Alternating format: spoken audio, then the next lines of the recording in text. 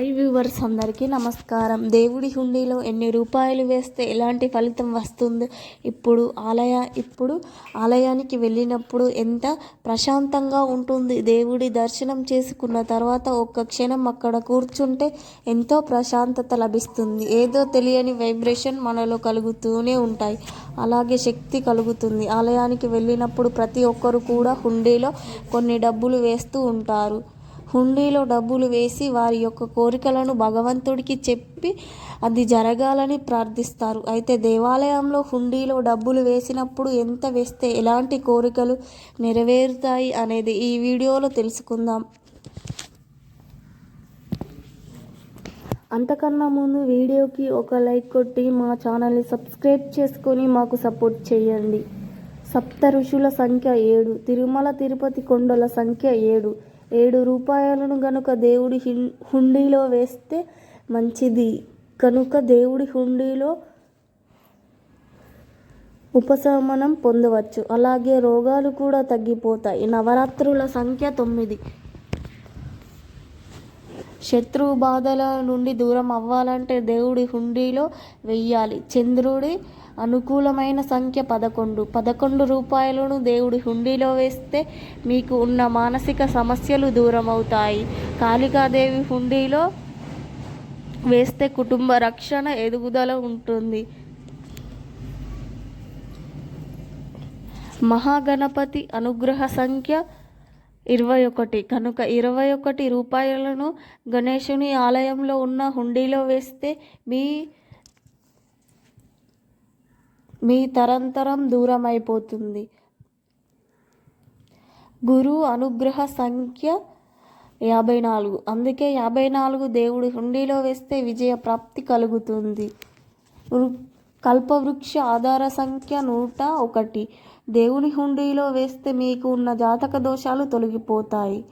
అలాగే మీ కోరిన కోరికలు త్వరలోనే సిద్ధిస్తాయి.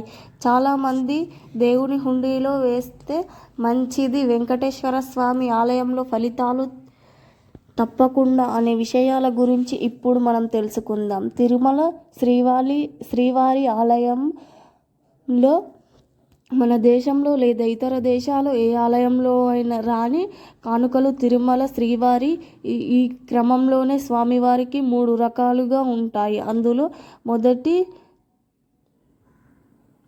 నిష్కామ పుణ్యదానం. వేసేవారు ఏ విధమైనటువంటి పాప పుణ్యములను చేయకుండా డబ్బు సంపాదించి ఉంటారు.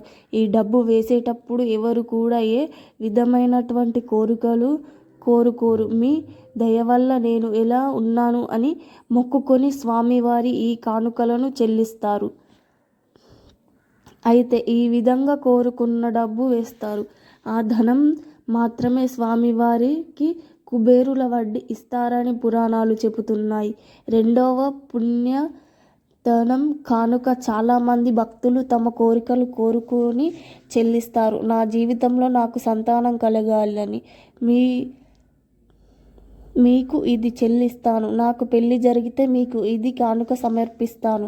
భక్తులు తమ కోరికలను కోరి స్వామివారి ఆలయంలో వేసి ముడుపులను అన్నదానానికి, వేద పాఠశాలకు పంపిస్తారు. ఇలా భక్తులు వేసిన ఈ ముడుపుల వల్ల వారికి ఏ విధమైనటువంటి పాపాలు లేకుండా స్వామివారిని కాపాడతారని అర్థం. ఈ 3వది అన్యాయపు సొమ్ము.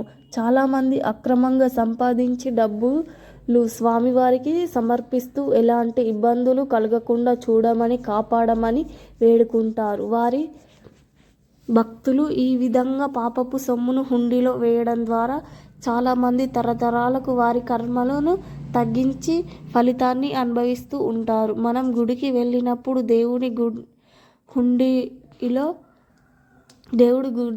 గుడి వద్ద 5-10 నిమిషాలైనా కూర్చోవాలి.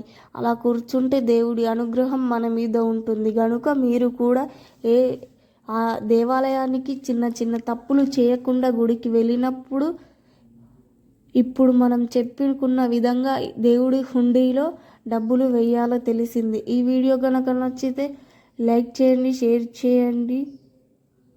అలాగే మా ఛానల్ని సబ్స్క్రైబ్ చేసుకోండి.